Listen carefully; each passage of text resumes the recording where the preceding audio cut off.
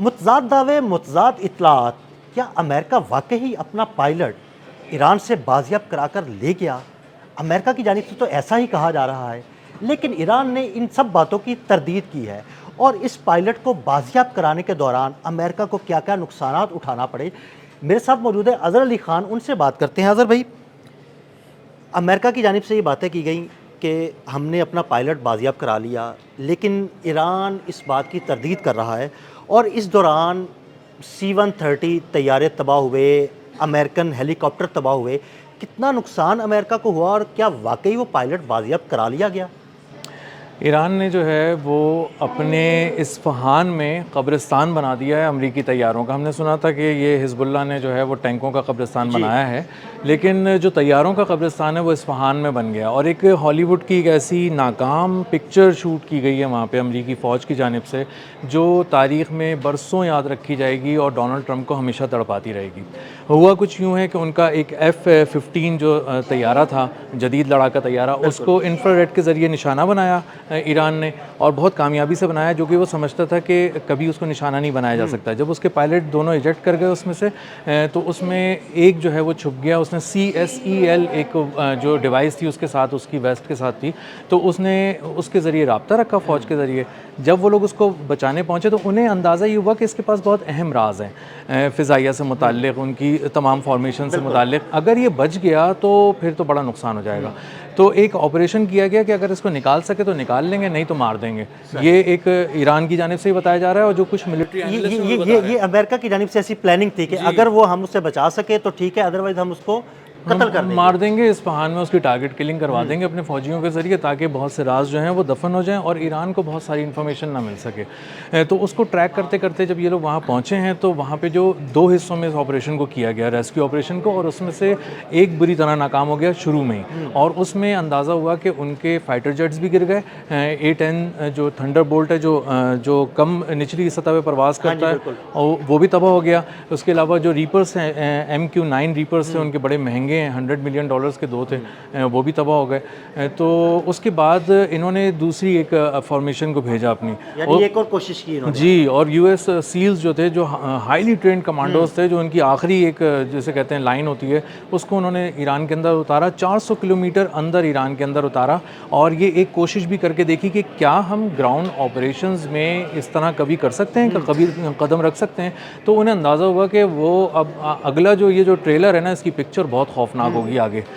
وہ وہاں پر پھنس گئے C-130 طیارے، ان کو وہاں پہ ایران نے بھی ہٹ کیا۔ C-130 طیارے وہاں پر لینڈ کیے، لیکن میں نے سنا ہے کہ وہ کوئی ریگستانی علاقہ تھا، وہاں پر پھنس کے وہاں سے اڑان نہیں بھر سکے دوبارہ۔ جی ایسا ہی ہے، ان کی جو وہاں پہ جو مٹی تھی اس میں دھنس گئے وہ، اور یہ اڑان بھر سکتے تھے، لیکن وہ مٹی خاصی جو ہے وہ نرم تھی، اور اس کے اندر وہ دب گئے اور پھر نکل نہیں سکے۔ تو ان کو اندازہ یہ ہوا کہ جو اچھا، یہ سارے جو طیارے تھے نا، یہ بہت ہی کیوب طیارے تھے، یعنی کہ ان کی جو آپ کاسٹ کیلکولیٹ کرنے جائیں گے تو اگر آپ کہیں گے کہ یہ $100 کا ایک میکسیمم طیارہ ہوتا ہے تو $20 کا بھی چل جاتا ہے، لیکن اس وقت چونکہ یہ باہر بھیجے گئے تھے سرحد پہ، اور ایک بہت ہی مشکل ترین آپریشن میں بھیجے گئے تھے، تو یہ پورے پیسوں کے تھے۔ نہیں، یعنی میں جو سمجھا وہ یہ ہے کہ یہ سادہ طیارے نہیں تھے، اکوپڈ تھے، جدید ترین ریڈار، جدید ترین اس میں اسلحہ تھا، بہت ساری چیزیں تھیں، فلی اکوپڈ طیارے تھے۔ بالکل ایسے ہی تھا، کیونکہ ان کو تھا کہ ہمیں کتنی دیر لڑنا پڑ سکتا ہے، اور ہمارے پاس کوئی ایک ایکوپمنٹ بھی کم نہیں ہونا چاہیے، کیونکہ ہم بالکل ایک پردیس میں جا رہے ہیں اور ہم پھنسنے والے ہیں، ہر طرف دشمن ہوگا۔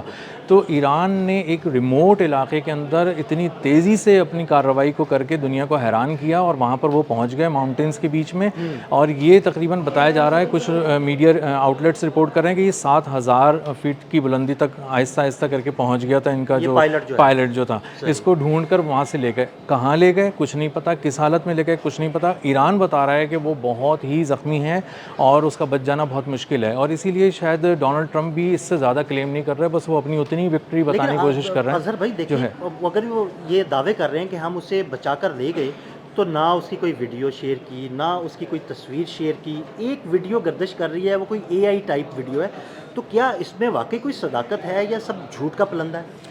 دوسرے والے کی تو کچھ بھی نہیں آ رہا. پہلے والے کو جو انہوں نے کہا کہ ہم بہت ہی آسانی سے بچا کے لے گئے, اس کی بھی کوئی ویڈیو نہیں ہے. اور یہ جو دوسرے کو کہا کہ ہم نے کویت کے ایک اسپتال میں اس کو نا منتقل کر دیا اور اس کی حالت جو ہے نا وہ تھوڑی بہتر ہے, ٹھیک ہے, لیکن ایران بتا رہا ہے کہ اس کو بہت بری طرح اس کی چوٹیں آئی تھیں اور شروع کے وقت میں ہی آ گئی تھیں کہ جب وہ گرا ہے پہاڑی علاقے میں تو وہیں اس کو بہت چوٹیں لگی تھیں. تو ابھی ان کے پاس کوئی کنفرمیشن نہیں ہے, کوئی ویڈیو نہیں ہے, کسی طرح کے فوجی ترجمان کی جانب سے بھی امریکہ کے کچھ نہیں آ رہا, پینٹاگون بھی کچھ نہیں بتا رہا. تو ایک بات تو کلیئر ہو گئی ہے کہ اتنے بڑے میسو آپریشن میں جو فیلئر تھا, آپریشن ایپک فیلئر, کہ جس میں وہ ایران کے اندر گئے, 400 کلومیٹر اندر گئے, اس کی زمین پہ اترے جو وہ چاہتے تھے کہ پہلے بھی کر کے دیکھیں گے. تو اس سے بہت ہی کلیئرٹی آ گئی ہے کہ ایران اپنے ایک دور دراز کے علاقے میں بہت ہی سوئفٹ رسپانس دے سکتا ہے, اور دوسرا یہ کہ جیسے ہی کوئی قدم رکھے گا وہ اس کو نشانہ بنائے گا. یعنی امریکہ کی جانب سے ایران کے اندر اترنا یا سیلز بھیجنا آسان نہیں ہے, بہت مشکل ہو جائے گا. اچھا, دوسرا میرا ایک سوال ہے کہ تقریباً کتنا نقصان امریکہ کو اٹھانا پڑا اس آپریشن کے دوران؟ دیکھیں, امریکہ نے کہا کہ ہمارے صرف 2 طیارے تباہ ہو گئے, لیکن جو بالکل آپ ایران سے بھی ہٹ جائیں اور بالکل آزاد ذرائع سے اس کو کنفرم کرنے کی کوشش کریں تو پتہ چلے گا کہ 12 طیارے پلس ڈرونز, جس میں 2 C-130 ہیں, بلیک ہاکس ہیں 4, اس کے علاوہ MQ-9 ریپرز ہیں, A-10 ہے, یہ سارے مہنگے ترین طیارے ہیں اور یہ باہر سے بلائے گئے تھے. یعنی امریکن فضائیہ کے لیے ایک بلیک ڈے ثابت ہوا یہ. بالکل ایسا ہی ہے, سیاہ دن ہے, اور یہ یاد رکھا جائے گا. $800 ملین کا نقصان کر دیا انہوں نے ایک ہی دن میں. جی, اور میں اس کو پڑھ رہا تھا کہ اگر یہ جو کرنل لیول کا جو پائلٹ ہے جو ویپن کا وہ تھا ذمہ دار چلانے کا طیارے میں, اگر اس کو پورا تیار کیا جائے تو اس کے پورے کریئر پہ کتنا پیسہ لگا ہوگا, تو وہ میکسیمم $50 ملین کا تھا. اچھا, اور یعنی $50 ملین اس کے پورے کیریئر پہ لگا ہوگا, اور $800 ملین کا انہوں نے نقصان کریے, $750 ملین زیادہ کا نقصان زیادہ کیا. اور ایک ایسے شخص کے لیے جس کو بچانے کا ابھی کوئی دور دور تک بچنے کا کوئی امکان نہیں ہے, وہ شدید زخمی ہے. اگر وہ اور اسے بچا کر لے بھی گئے ہیں تو اس کی حالت اتنی تشویشناک ہے کہ اس کے بچنے کے چانسز بہت کم ہیں. اور اگر وہ بچ بھی گیا تو وہ دوبارہ ملٹری کے لیے سرو نہیں کر سکے گا,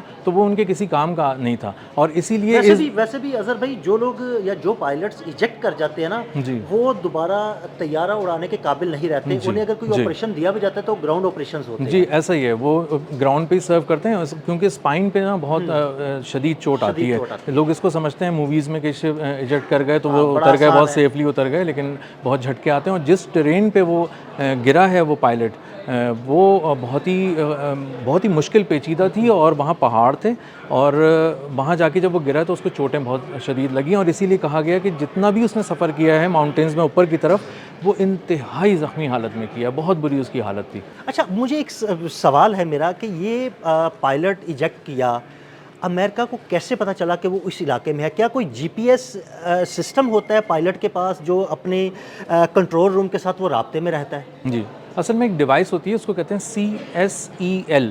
یہ جو ہے نا ان کی جیکٹس کے ساتھ ہی لگی ہوتی ہے پائلٹس کے ساتھ, اور ایک پسٹل ہوتا ہے ان کے پاس. یہ 2 چیزیں تو ضرور ہوتی ہیں. تو جیسے ہی اس نے ایجیکٹ کیا اور وہ گرا ہے تو آٹومیٹکلی CSEL جو ہے نا وہ طیارے سے نکلتے ہی ایکٹیو ہو گیا, اور کام کرنا شروع کر دیا. جی, اور اس نے لوکیشنز بھیجنی شروع کر دیں. لیکن اس میں یہ خطرہ بھی تھا کہ ان جو سگنلز ہیں اس کو کہیں ایران ٹریک نہ کر لے اور اس تک نہ پہنچ جائے.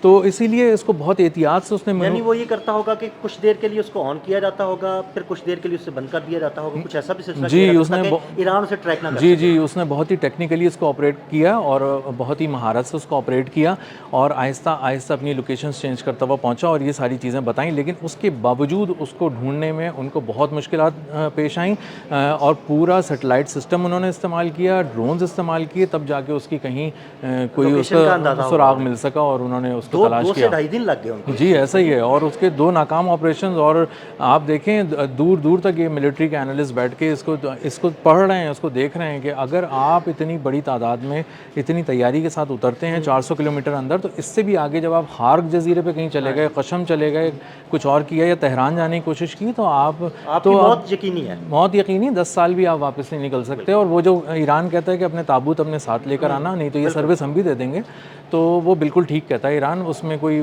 گیت وہ ایسی کوئی بڑھا چڑھا کر پیش کرنے والی بات نہیں ہے. بہت شکریہ اظہر علی خان. اظہر بھائی نے بڑی تفصیل کے ساتھ اس سارے معاملے پر روشنی ڈالی. عدیل احمد اور اظہر علی خان کو اجازت دیجیے گا. اللہ حافظ.